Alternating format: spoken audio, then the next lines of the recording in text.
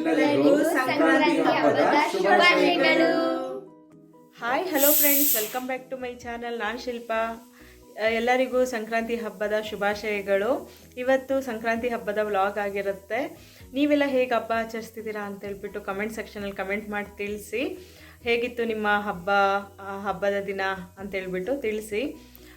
ಇವತ್ತು ಬೆಳಗ್ಗೆನೇ ಆಲ್ಮೋಸ್ಟ್ ಸ್ವಲ್ಪ ಪ್ರಿಪ್ರೇಷನ್ ಆಗಿದೆ. ತರಕಾರಿ ಎಲ್ಲ ಬಿಡಿಸಿಟ್ಟಿದ್ದೀನಿ. ಮತ್ತು ಕೇಳಿಸ್ತಾ ಇರ್ಬೋದು, ವಿಷಲ್ ಸೌಂಡ್ ಬರ್ತಾ ಇದೆ. ಪೊಂಗಲ್ ಮಾಡೋದಕ್ಕೆ ಅಕ್ಕಿನೂ ಬೇಳೆನೂ ಬೇಯಕ್ಕಿಟ್ಟಿದ್ದೀನಿ, ಮತ್ತು ಗೆಣಸನ್ನು ಬೇಯಕ್ಕಿಟ್ಟಿದ್ದೀನಿ. ಗೆಣಸು ನಾನು ಶ್ರೇಯಾ ಅಂತ ತಿಂತೀವಿ. ಶ್ರೇಯಾ ಏನು ತಿನ್ನಲ್ಲ, ಅವಳಿಗೇನು ಇಷ್ಟ ಆಗಲ್ಲ. ಬಟ್ ಹರೀಶ್ ಸ್ವಲ್ಪ ತಿಂತಾರೆ, ಅದಕ್ಕೆ ಪೂಜೆಗಂತ ಸ್ವಲ್ಪ ಬೇಯಿಸಿದ್ದೀನಿ. ಅದು ಅಲ್ಲದೆ ನಾವು ಊರ ಸೈಡಲ್ಲೆಲ್ಲ ಬೆಂಕಿಯಲ್ಲಿ ಬೇಯಿಸ್ತೀವಲ್ಲ, ಆ ಗೆಣಸು ತುಂಬ ಚೆನ್ನಾಗಿರುತ್ತೆ, ಸ್ವೀಟಾಗಿರುತ್ತೆ, ಟೇಸ್ಟ್ ಅಂತೂ ತುಂಬ ಚೆನ್ನಾಗಿರುತ್ತೆ. ಅದು ಇಷ್ಟಪಟ್ಕೊಂಡು ತಿಂತಾಳೆ. ಬಟ್ ಇದು ಅಷ್ಟೊಂದು ಇಷ್ಟಪಟ್ಟು ತಿನ್ನಲ್ಲ ಅವಳು. ಈಗ ಮನೆಯೆಲ್ಲ ಕ್ಲೀನ್ ಮಾಡಿ ಸ್ನಾನ ಮಾಡ್ಕೊಂಡ್ಬಂದೆ. ಇದು ಬೇಳೆ ಎಲ್ಲ ಬೇಯಕ್ಕಿಟ್ಟು, ಬೇಳೆ ಗೆಣಸು ಬೇಯಕ್ಕಿಟ್ಬಿಟ್ಟು ತರಕಾರಿ ಸ್ವಲ್ಪ ಬಿಡಿಸ್ದೆ. ಸರಿ ವ್ಲಾಗು ಸ್ಟಾರ್ಟ್ ಮಾಡೋಣ ಅಂತ ವ್ಲಾಗ್ ಸ್ಟಾರ್ಟ್ ಮಾಡಿದೆ. ಹರೀಶ್ ಸ್ನಾನಕ್ಕೆ ಹೋಗಿದ್ದಾರೆ. ಅವ್ರು ಬಂದುಬಿಟ್ಟು ಪೂಜೆ ಸಾಮಾನೆಲ್ಲ ತೊಳೆದ್ಬಿಟ್ಟು ಪೂಜೆ ಅವರೇ ಮಾಡ್ತಾರೆ. ಮಕ್ಕಳು ಇನ್ನೂ ಎದ್ದಿಲ್ಲ, ಈಗ ಎಬ್ಬಿಸ್ಬೇಕು ಅವ್ರಿಗೂ. ಸ್ವಲ್ಪ ಪೂಜೆ ಸಾಮಾನೆಲ್ಲ ಈಗ ತೊಳೆದು ಎಲ್ಲ ರೆಡಿ ಮಾಡಿಕೊಂಡು ಆಮೇಲೆ ಎಬ್ಸೋಣ ಅಂದ್ಕೊಂಡಿದ್ದೀವಿ.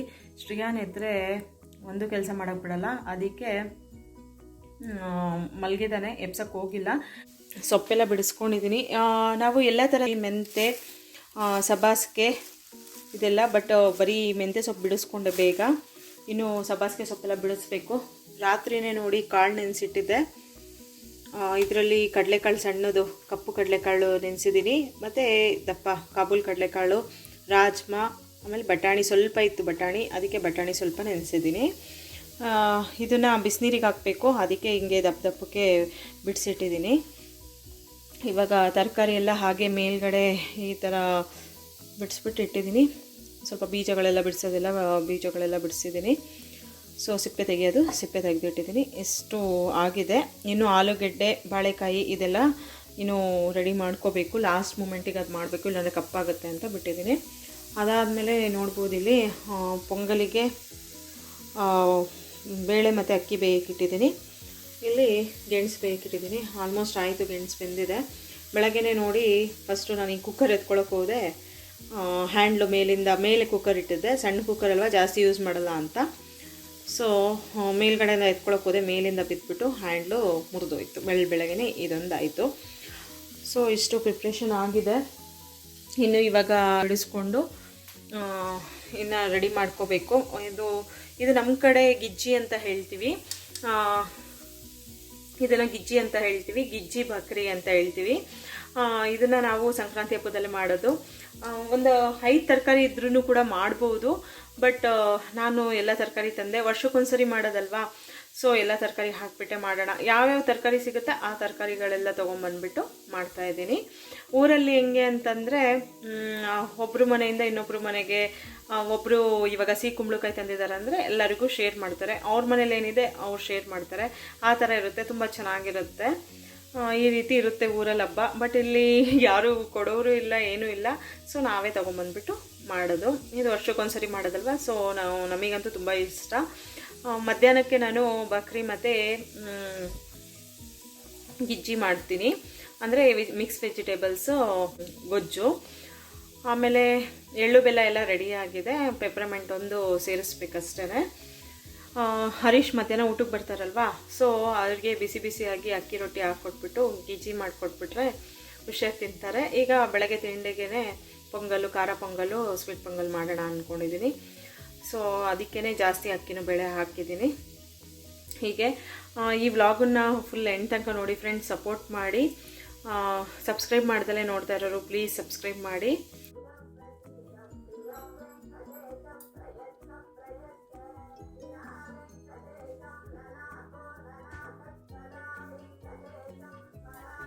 ಈಗ ಪೂಜೆ ಸ್ಟಾರ್ಟ್ ಆಗಿದೆ.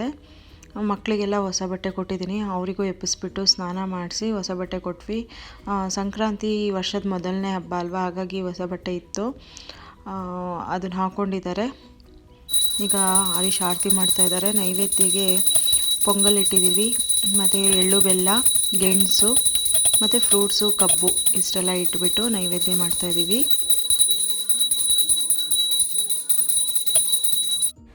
ಈಗ ನಾವು ಅಷ್ಟೇ ಪೂಜೆ ಮಾಡ್ತಾಯಿದ್ದೀವಿ.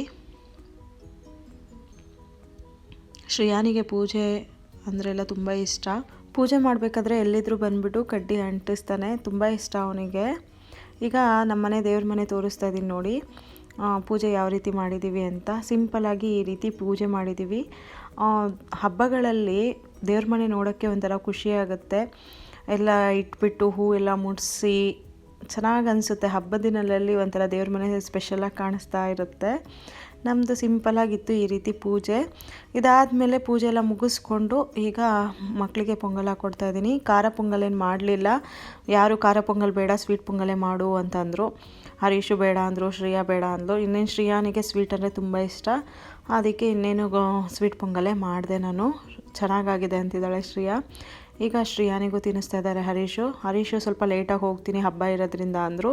ಅದಕ್ಕೆ ಸ್ವಲ್ಪ ಟೈಮ್ ಇತ್ತು, ತಿಂಡಿ ಎಲ್ಲ ಮುಗಿಸ್ಕೊಂಡು ಡ್ಯೂಟಿಗೆ ಹೋಗ್ತಾರೆ. ತುಂಬ ಎಂಜಾಯ್ ಮಾಡ್ಕೊಂಡು ತಿಂತಾ ಇದ್ದಾನೆ. ಇವಾಗ ಮಧ್ಯಾಹ್ನ ನಾವು ಏನೋ ಅಡುಗೆ ಮಾಡ್ಕೊಳಕ್ಕೆ ಹೋಗಲಿಲ್ಲ, ಪೊಂಗಲೇ ಇತ್ತು. ಹರೀಶು ಕೂಡ ಬರಲ್ಲ ಅಂತ ಹೇಳಿದರು. ಸ್ವಲ್ಪ ಕೆಲಸ ಇದೆ, ಬರೋಕ್ಕಾಗಲ್ಲ, ಸಂಜೆಗೆ ಬರ್ತೀನಿ ಅಂದರು. ಸೊ ನಾವು ಪೊಂಗಲೇ ತಿನ್ಕೊಳ್ಳೋಣ ಅಂತ ಸುಮ್ಮನಾದೆ. ಬಟ್ ಗೊಜ್ಜು ರೆಡಿಯಾಗಿತ್ತು, ನಾನು ಮಾಡಿಬಿಟ್ಟೆ. ಸ್ವಲ್ಪ ಸಂಜೆ ಆರಾಮಾಗಿ ರೆಸ್ಟ್ ಮಾಡ್ಕೋಬೋದು ಅಂತೇಳ್ಬಿಟ್ಟು. ಈಗ ನೋಡಿ ಗೊಜ್ಜು ಇಷ್ಟೊಂದು ಆಗಿದೆ. ಎಲ್ಲ ಥರದ ತರಕಾರಿ ಹಾಕ್ಬಿಟ್ಟು ಮಾಡಿದ್ದಲ್ವ, ಇಷ್ಟ ಆಗಿದೆ. ಗೊಜ್ಜಂತೂ ಟೇಸ್ಟು ಸೂಪರಾಗಿ ಆಗಿತ್ತು. ನಾನು ಅಂದ್ಕೊಂಡೇ ಇರಲಿಲ್ಲ ಇಷ್ಟೊಂದು ಚೆನ್ನಾಗಾಗುತ್ತೆ ಅಂತ. ತುಂಬ ಚೆನ್ನಾಗಾಗಿತ್ತು. ಎಲ್ಲ ಥರದ್ದು ಸೊಪ್ಪು ಹಾಕಿದ್ದೀನಿ, ಪಾಲಕ್ಕು, ಸಬ್ಬಾಸಿಗೆ, ಮೆಂತೆ, ಈ ಥರ ಎಲ್ಲ ಸೊಪ್ಪು ಹಾಕಿಬಿಟ್ಟು ಮಾಡಿದ್ದು. ಟೇಸ್ಟ್ ಅಂತೂ ಸೂಪರಾಗಿತ್ತು. ಈಗ ಸಂಜೆ ಎಳ್ಳು ಬೆಲ್ಲ ಕೊಡೋರಿಗೆ ರೆಡಿ ಮಾಡ್ತಾಯಿದ್ದೀನಿ. ಒಂದು 4 ಜನ ಇದ್ದಾರೆ ಅಕ್ಕಪಕ್ಕದ ಮನೆಯಲ್ಲಿ. ಸೊ ಅವರಿಗೆಲ್ಲ ಕೊಡೋಣ ಅಂತೇಳ್ಬಿಟ್ಟು ಈಗ ರೆಡಿ ಮಾಡ್ತಾಯಿದ್ದೀನಿ. ಏನೋ ಹಬ್ಬದಲ್ಲಿ ಎಳ್ಳು ಬೀರಿದ್ರೇ ಒಂಥರ ಖುಷಿಯಾಗುತ್ತೆ. ಅದು ಹೆಣ್ಮಕ್ಳು ಇರೋ ಮನೆಯಲ್ಲಿ ಎಳ್ಳು ಬೀರಿದ್ರೇ ತುಂಬ ಖುಷಿಯಾಗೋದು. ಸೊ ಈಗ ರೆಡಿ ಮಾಡ್ತಾಯಿದ್ದೀನಿ. ನೋಡ್ಬೋದು ನೀವು 4 ಬಟ್ಲು ತೊಗೊಂಡಿದ್ದೀನಿ. ಇದಕ್ಕೆ ರ್ಯಾಪ್ ಮಾಡ್ತಾಯಿದ್ದೀನಿ.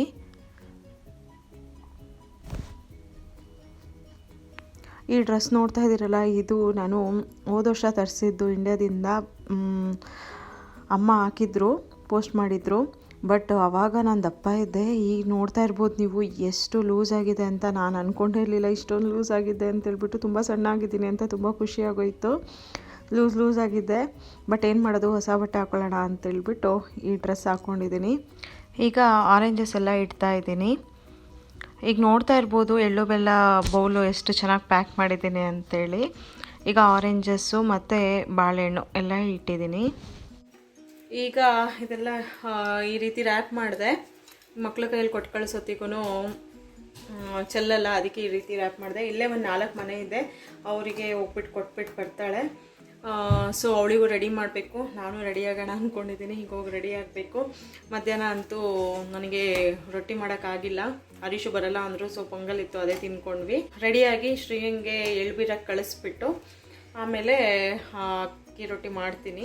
ಹರೀಶು ಕೂಡ ಡ್ಯೂಟಿಯಿಂದ ಬಂದರು. ಶ್ರೇಯಾನಿಗೆ ರೆಡಿ ಮಾಡಿದರು, ನಾನು ಶ್ರೇಯಂಗೆ ರೆಡಿ ಮಾಡಿದೆ. ಶ್ರೇಯಂದು ಡ್ರೆಸ್ಸು ನೋಡ್ತಾ ಇದ್ದೀರಲ್ಲ, ಇದನ್ನು ಪಲ್ಲವಿ ಅಕ್ಕ ಅವ್ರು ತಂದುಕೊಟ್ಟಿದ್ದು ರಾಜಸ್ಥಾನಿಂದ. ಆಚೆ ವರ್ಷ ಅವರು ರಾಜಸ್ಥಾನಿಗೆಲ್ಲ ಟ್ರಿಪ್ಪಿಗೆ ಹೋಗಿದ್ರು. ಸೊ ಅವ್ರು ತಂದುಕೊಟ್ಟಿದ್ದು. ಶ್ರೇಯಾನಿಂದು ನೋಡ್ತಾ ಇದ್ದೀರಲ್ಲ, ಇದು ನಮ್ಮಪ್ಪ ಹೊಲಿದಿರೋದು ರೇಷ್ಮೆದು ಕುರ್ತಿ. ಇದಕ್ಕೆ ಒಂಥರ ಜಾಕೆಟನ್ನು ಮ್ಯಾಚ್ ಮಾಡಿದ್ದೀನಿ, ರೆಡಿಮೇಡ್ ಜಾಕೆಟು ಮತ್ತು ಪ್ಯಾಂಟ್ ರೆಡ್ ಕಲರನ್ನು ಮಿಕ್ಸ್ ಆ್ಯಂಡ್ ಮ್ಯಾಚ್ ಮಾಡಿಬಿಟ್ಟು ಹಾಕಿದ್ದೀನಿ. ಅಪ್ಪ ಹೊಲ್ದಿರೋದಲ್ವ, ತುಂಬ ಖುಷಿಯಾಯಿತು. ಹಾಕಬೇಕಾದ್ರೆ ಒಂಥರ ಖುಷಿ ಅಂದರೆ ಹೇಳೋಕ್ಕಾಗಲ್ಲ, ಆ ಥರ ಖುಷಿಯಾಯಿತು. ಮಕ್ಕಳು ಕ್ಯೂಟಾಗಿ ಕಾಣಿಸ್ತಾ ಇದ್ದಾರೆ.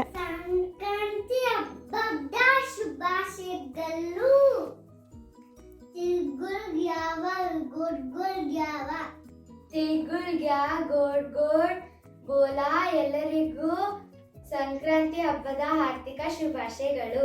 ಎಲ್ಲರಿಗೂ ಸಂಕ್ರಾಂತಿ ಹಬ್ಬದ ಶುಭಾಶಯಗಳು. ಎಳ್ಳು ಬೆಲ್ಲ ನಿಮಗೋಸ್ಕರ. ಎಲ್ಲರೂ ಎಳ್ಳು ಬೆಲ್ಲ ತಿಂದು ಸಿಹಿ ಸಿಹಿಯಾಗಿ ಮಾತಾಡಿ. ನಾನು ಫಸ್ಟು ಹರೀಶಿಗೆ ತಿನ್ನಿಸ್ತಾ ಇದ್ದೀನಿ, ಅದಾದ್ಮೇಲೆ ಶ್ರೀಯಂಗೆ,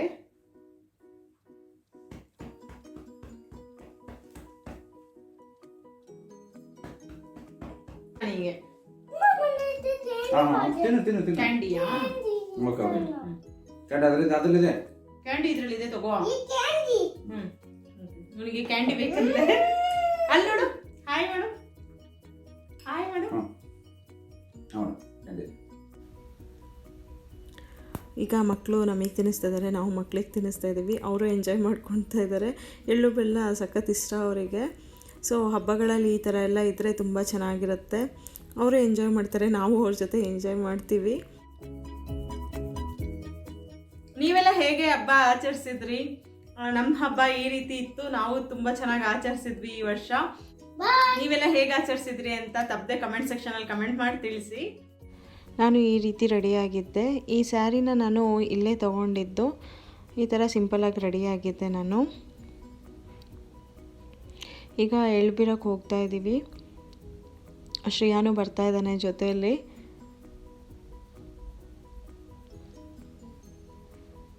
ಈಗ ಎಳ್ಬೀರೆಲ್ಲ ಆಯಿತು, ಬಂದ್ವಿ ಮನೆಗೆ.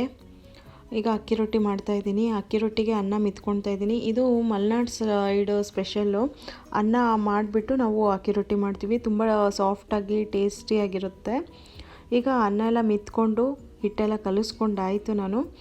ಈಗ ನೋಡಿ ಈ ರೀತಿ ಉಂಡೆ ಮಾಡ್ಕೊಂಬಿಟ್ಟು ಈ ಥರ ವೀಡಿಯೋಲಿ ನೋಡ್ತಾ ಇದ್ದೀರಲ್ಲ, ಈ ರೀತಿ ಮಾಡ್ಕೊತಿದ್ದೀನಿ. ಇದು ಮಲೆನಾಡಲ್ಲಿ ಫೇಮಸ್ಸು. ನಾವು ಇದೇ ರೀತಿ ಮಾಡೋದು. ಅಕ್ಕಿ ರೊಟ್ಟಿ ಅಂದರೆ ನನಗಂತೂ ತುಂಬ ಇಷ್ಟ, ನನಗೂ ಹರೀಶಿಗೂ ತುಂಬ ಇಷ್ಟ. ಆಮೇಲೆ ನೋಡಿ ಈ ರೀತಿ ತಟ್ಕೊತಾ ಇದ್ದೀನಿ. ಈ ಕಡೆ ಒಂದು ಕೈ ಇಟ್ಕೊಂಡಿದ್ದೀನಿ. ಸೊ ರೌಂಡಿಗೆ ಬರಲಿ ಅಂತೇಳ್ಬಿಟ್ಟು ಮತ್ತೆ ತಟ್ಕೊತಾ ಇದ್ದೀನಿ. ಸ್ವಲ್ಪ ತಟ್ಟಾದಮೇಲೆ ನಾನು ಇಲ್ಲಿ ಎಳ್ಳು ಹಾಕ್ಕೊತಾ ಇದ್ದೀನಿ. ಎಳ್ಳು ಈ ಸಂಕ್ರಾಂತಿ ಹಬ್ಬದಲ್ಲಿ ನಾವು ಈ ರೀತಿ ಹಾಕಿಬಿಟ್ಟು ಮಾಡ್ತೀವಿ. ನಾನು ಕೈಯಲ್ಲೇ ತಟ್ಕೊತೀನಿ. ಮತ್ತು ಸ್ವಲ್ಪ ಅಗಲ ಆಗೋಕ್ಕಂತ ಲಟ್ಟಣಿಗೆ ಸಹಾಯದಿಂದ ಲಟ್ಟಿಸ್ತೀನಿ. ಈಗ ನೋಡಿ ನಾನು ತವದ ಮೇಲೆ ಹಾಕ್ಕೊತಾ ಇದ್ದೀನಿ. ತವದ ಮೇಲೆ ಹಾಕಿ 1-2 ನಿಮಿಷಕ್ಕೆ ಈ ರೀತಿ ನೀರನ್ನು ಹಾಕ್ಕೊತಾ ಇದ್ದೀನಿ. ಬಟ್ಟೆ ಇಟ್ಕೊಂಡು ಬೇಕಿದ್ರೂ ನೀವು ಹಾಕೋಬೋದು. ಕೈಯಲ್ಲಿ ಅಭ್ಯಾಸ ಆಗಿದೆ ನನಗೆ, ಕೈಯಲ್ಲೇ ಹಾಕ್ಕೊತಾ ಇದ್ದೀನಿ. ಈಗ 1-2 ನಿಮಿಷ ಬಿಟ್ಬಿಟ್ಟು ಮತ್ತೆ ತಿರುಗಿಸ್ತಾ ಇದ್ದೀನಿ. ಎಳ್ಳು ಹಾಕೋದ್ರಿಂದ ಟೇಸ್ಟ್ ಬರುತ್ತೆ. ಟೇಸ್ಟ್ ಅಂತೂ ತುಂಬ ಚೆನ್ನಾಗಿರುತ್ತೆ ಅಕ್ಕಿ ರೊಟ್ಟಿ. ಸೊ ಎಲ್ಲ ಕಡೆನೂ ಸೈಡಲ್ಲೆಲ್ಲ ಸುಟ್ಕೊಳ್ತಾ ಇದ್ದೀನಿ. ನಮ್ಮ ಕಡೆ ಇದನ್ನು ಬಾಕ್ರಿ ಅಂತೀವಿ. ಇದಕ್ಕೆ ಗೊಜ್ಜಿದ್ರೆ ತುಂಬ ಟೇಸ್ಟಿಯಾಗಿರುತ್ತೆ. ಈಗ ನೋಡ್ಬೋದು ನಮಗೆ ಊಟಕ್ಕೆ ಬಾಕ್ರಿ ಮತ್ತು ಗಿಜ್ಜಿ ರೆಡಿ ಇದೆ. ವೆಜಿಟೇಬಲ್ ಗೊಜ್ಜು ರೆಡಿ ಇದೆ. ಈಗ ನಾವು ಊಟ ಮಾಡ್ತೀವಿ. ಹಾಗೆ ವ್ಲಾಗನ್ನು ಎಂಡ್ ಮಾಡ್ತಾ ಇದ್ದೀನಿ. ನಿಮಗೆ ಈ ವ್ಲಾಗ್ ಇಷ್ಟ ಆಗಿದರೆ ಪ್ಲೀಸ್ ಲೈಕ್ ಮಾಡಿ, ಶೇರ್ ಮಾಡಿ. ಸಬ್ಸ್ಕ್ರೈಬ್ ಮಾಡ್ದಲೇ ನೋಡ್ತಾ ಇರೋರು ಪ್ಲೀಸ್ ಸಬ್ಸ್ಕ್ರೈಬ್ ಮಾಡಿ. Thank you for watching. Take care. Bye bye.